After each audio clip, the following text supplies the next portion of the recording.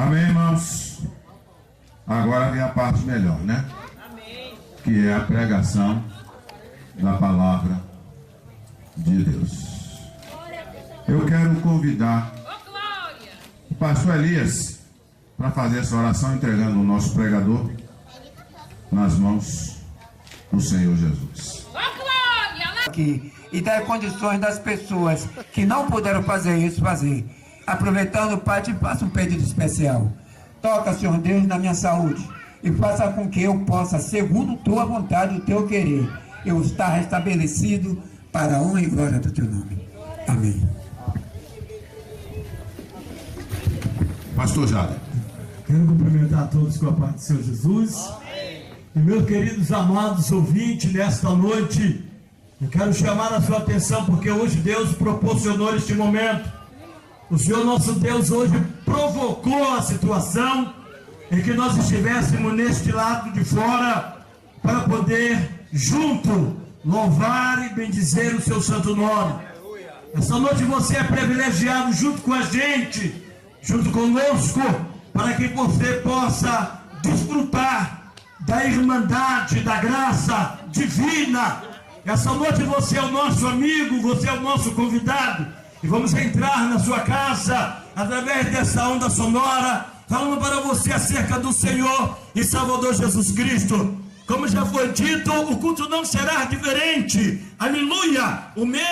A mesma modalidade que foi do lado de dentro, todo tempo, em todo instante, em todo o cumprimento da construção deste templo, até onde chegamos neste dia de hoje. Nós estamos aqui para compartilhar com você o fragmento da palavra de Deus, que na sua vida com certeza há de fazer uma mudança. E hoje um culto dos novos convertidos, com a presença participante, ativa, louvando e bendizendo o nome do Senhor. Eu agradeço ao Senhor por isso e convido você que trouxe Bíblia, você que é evangélico, você que está entre nós, você que está em casa, você que pode nos ouvir, tem uma Bíblia à sua disposição, você possa abrir na carta escrita do apóstolo São Paulo, no capítulo de número 6 e o versículo de número 12 e 13, para que nós possamos relaxar, para que nós possamos meditar, porque assim é a palavra de Deus. Ela produzirá um resultado extraordinário na sua vida, em o nome do Senhor Jesus. Graças a Deus. E diz assim, na carta que Paulo escreve aos Efésios, capítulo 6, versículo de número 12 e 13. Porque a nossa luta não é contra a carne e o sangue, e sim contra os principados, a potestade, contra os dominadores deste século tenebroso, contra as ordens espirituais da maldade na região celeste. Portanto, tomai toda a armadura de Deus, para que possais estar firme contra as astutas ciladas do diabo, para que permaneceis inabalável. Amém? Querido Deus, te agradecemos, te louvamos pela tua bondade, misericórdia e graça, pela leitura da tua palavra e pela manifestação do teu poder entre nós. Te peço agora, meu Deus e meu Pai, que nesse instante todos quantos estão atentos ouvindo a tua palavra, que venha entender através do teu Santo Espírito o motivo pelo qual o Senhor nos colocou aqui neste lugar. Te louvamos e te bendizemos em nome do Senhor Jesus. Amém? Meus amados irmãos, louvamos a Deus por tudo. É uma razão maravilhosa de eu estar aqui entre os novos decididos, porque eu também tive esta oportunidade de, como um novo convertido, participar de um momento como esse. Talvez não fosse assim como o dia atual, estar sentado em uma cadeira do lado de fora de uma congregação, pelo motivo que entendemos é a construção, o bater da laje. Não podemos estar debaixo baixo por causa do risco sonoro que pode causar algum tipo de acidente. Louvamos a Deus pela estratégia, pelos homens que Deus tem colocado com sabedoria para poder nos dar a segurança e a proteção para que possamos louvar e bendizer o nome do Senhor. E aí nós entendemos no mesmo instante que você é o nosso convidado especial. Aí nós entendemos que Deus diz: como tu não sabe o formar o osso no ventre da que está grávida, assim é a obra de Deus que faz todas as coisas. A coisa maravilhosa é entender que esta noite que estamos do lado de fora é uma noite aceitável, é uma noite digna de aceitação. Com o título Culto do Jovem, nós refletimos nesta noite as condições de muitos jovens, de muitos adolescentes, de novo iniciante na vida, como está a situação climática, os resultados que nós estamos vendo diante dos nossos olhos. Mamãe, papai, titio, titia estão chorando, estão se lamentando pelos caminhos drásticos de muitos deles ter tomado as decisões. E o Senhor Jesus Cristo, se encontrando com Nicodemos, não fez uma coisa diferente. Quando Nicodemos o exaltou, quando Nicodemos o reconheceu, dizendo que ele era o Senhor mostrou a necessidade de um novo nascimento. Um jovem de hoje não quer nascer de novo. Um jovem de hoje tem escolhido uma aventura para sobreviver. No livro de Eclesiastes, uma coisa interessante, no capítulo de número 12, nós entendemos o homem cheio da graça de Deus, aconselhando o jovem no seu caminho precipitado. A coisa interessante é você entender um homem de Deus orientando uma criança, um jovem, a tomar prumo na sua vida. Há caminho que para o homem, para o ser humano, lhe parece ser direito, mas o final são caminho de morte. Verdade, meu Deus. O caminho e a escolha decidida de um homem está diante dos seus olhos, mas a decisão divina é que muda a história do homem. E o Eclesiastes, o livro escrito por Salomão, uma coisa interessante. Eclesiastes, na onde nós estamos, diante da eclésia, diante da igreja, diante da população, diante da comunidade, nós encontramos o conselho divino ao jovem. Lembra-te do teu Criador. Lembra do teu Criador no dia da tua mocidade, antes que venham os maus dias e chegam os anos do qual vinha dizer: não tenho neles contentamentos. A coisa interessante é que ontem eu tinha, hoje eu tenho, ontem eu era, hoje eu sou, e nós não entendemos como isso passa tão rápido. Um pai que criou o seu filho, hoje ele com uma idade que parece ser homem, ele quer confrontar com seu pai e achar por direito de dizer a ele o caminho que ele deve seguir. O seu pai sofre, a sua mãe sofre, entra nas suas entranhas a dor do novo nascimento e de encontrar e rever o seu filho que era pequeno. Se ele pudesse voltar para me tratar das suas fraldas.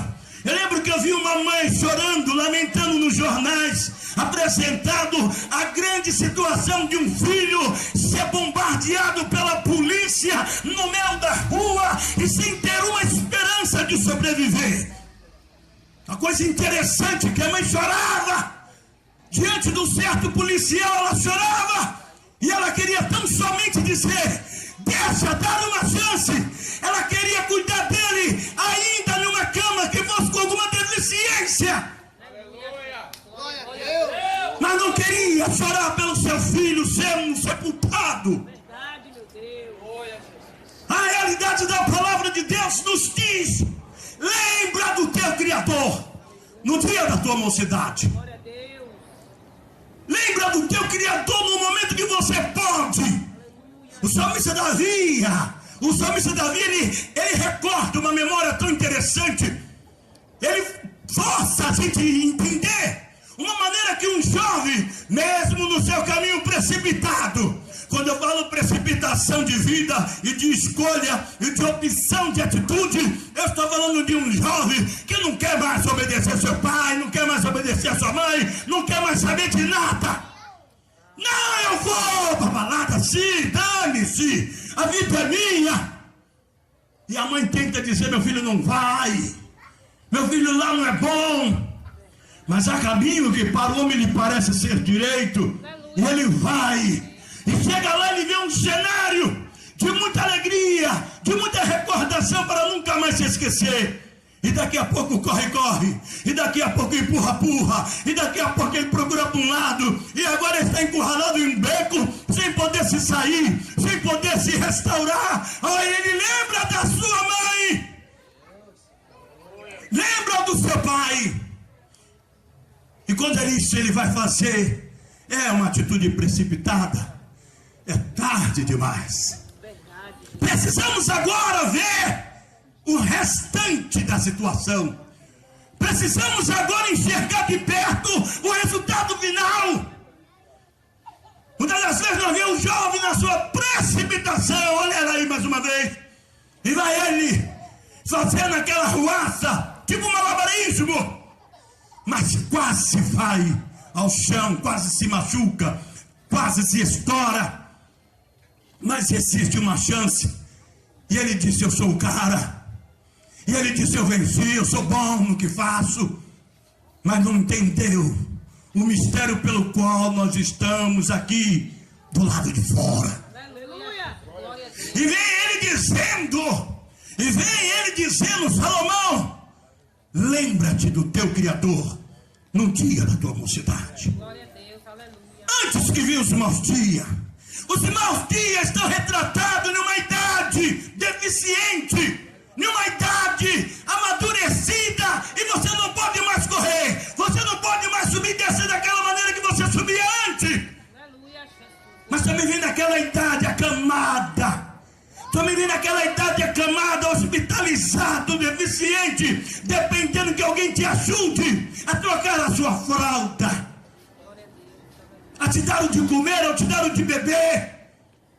Chega desse dia, chegada desse dia, e aí diz o texto: lembra-te do teu Criador antes que cheguem os maus dias.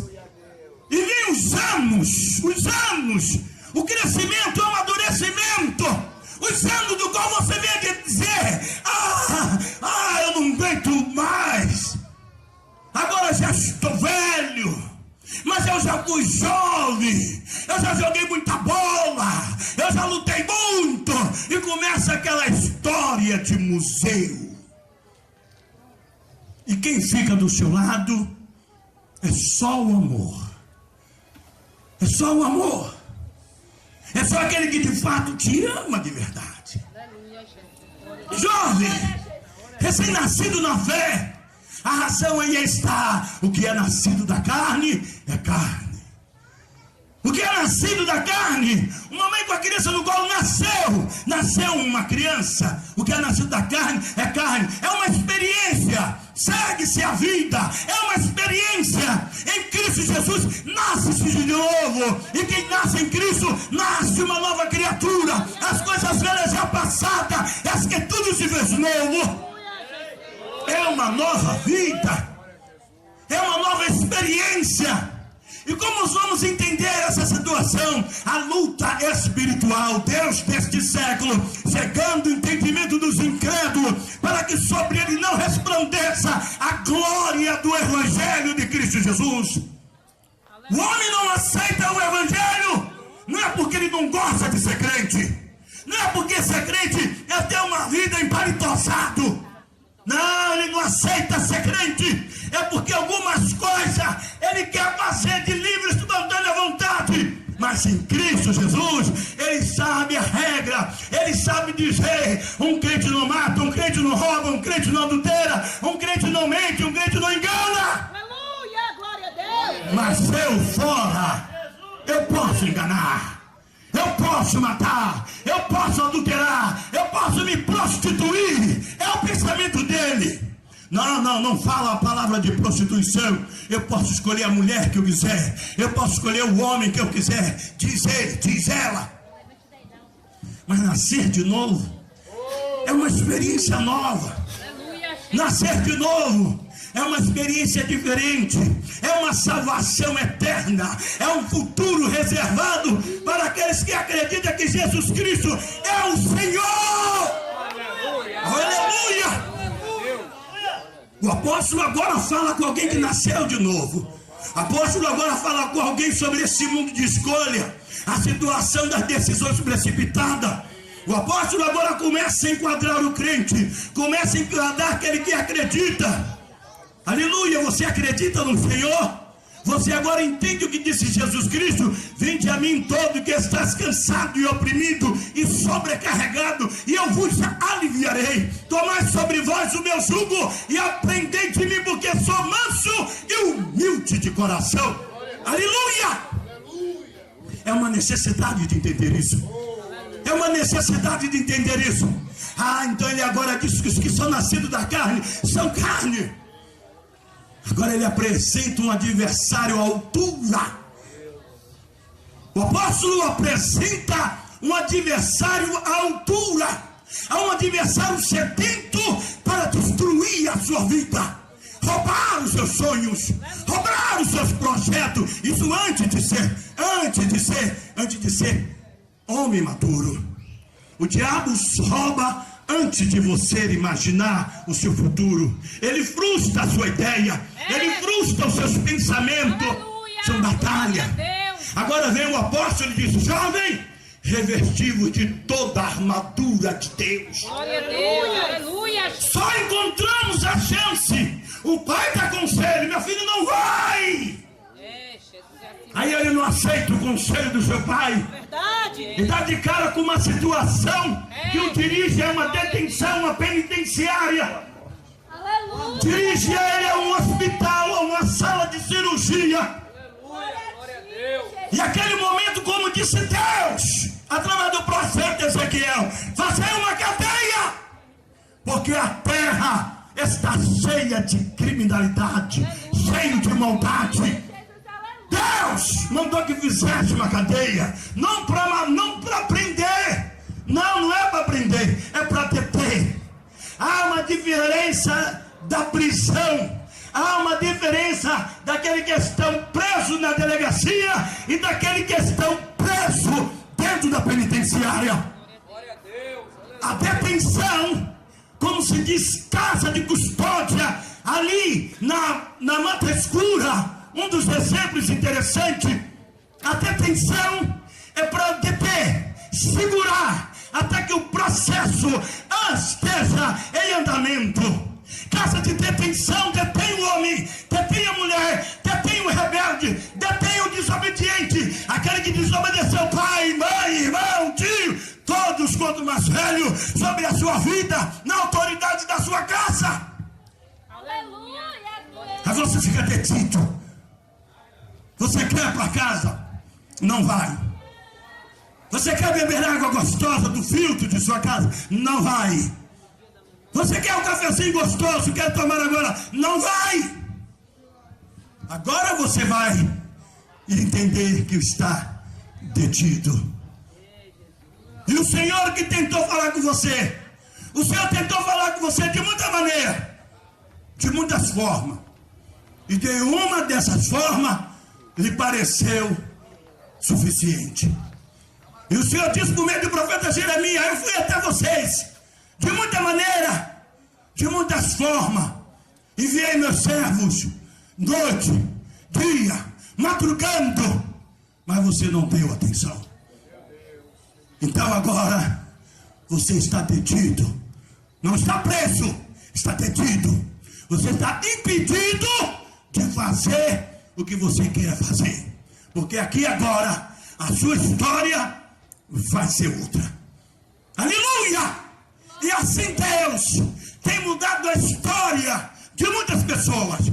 Hoje tem alguém detido me ouvindo. Tem alguém detido me ouvindo, porque eu conheço um caminho onde uma pessoa fica retido a sua liberdade, e Deus o segura. Deus o segura de uma maneira que Deus fala no seu coração: filho meu, dá-me o seu coração. Filho meu, dá-me o seu coração. Aleluia, glória a Deus. É bom. entender a lógica de Deus, a estratégia de Deus, o que Deus faz.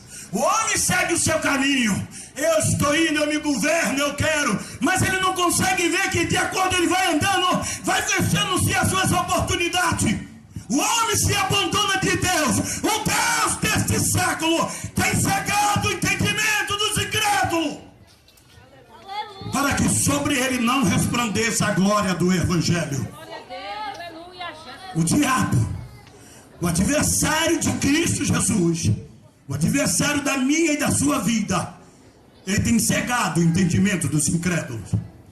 O incrédulo tem uma certa porcentagem de culpa quando se associa ao mundo da incredulidade. E quando ele não acredita na sua salvação, não tem sonho em sua expectativa, ele consegue descer desobediente ao pai e à mãe. Olha só, disse Deus: honra o teu pai e a tua mãe, para que se prolongue os seus dias na terra que o Senhor teu Deus te dá. A batalha espiritual entra: revestivos de toda a armadura. É uma palavra que se estende a quem ouve, a todos quantos estão me ouvindo, especialmente ligado aqui aos jovens, novos decididos, revestivos de toda a armadura de Deus. Você que já tem uma experiência grande, que o mundo jaz no maligno, você tem uma experiência precisa de que o mundo não tem um amor. O amor de pai, o amor de mãe, que lhe confunde quando ele chama a sua atenção, proíbe a sua liberdade, o seu direito de expressar, o seu desejo de ir e vir. Aí seu pai chega, não, sua mãe chega, não, e você se revolta, não consegue entender a maneira da disciplina que a sua mãe e seu pai concedem a você. Você se revolta com ele, fecha a cara, parece que vai matar o pai. A revolta é tão grande, fecha os olhos. Eu não quero saber de você, eu não quero saber da senhora, mas não sabe. Ele não imagina, porque o próprio Deus chega a dizer como ele deixou você debaixo de detido. Olha aí, detido. O melhor dizendo, eu vou usar a expressão preço, sobre a doutrina, o ensinamento do seu pai, da sua mãe, mas você fugiu. Então, jovem, hoje é um dia maravilhoso. É um dia renovado a esperança, renovado a sua força de você entender a realidade de você estar em Cristo Jesus, uma nova criatura, revestido de toda a armadura de Deus, para que possas resistir os dias maus, os momentos difíceis. Aleluia! Mas é uma necessidade de que você dê crédito, é que você atente para a voz do Espírito Santo de Deus. Você precisa entender a realidade. Você precisa entender a realidade de você estar pronto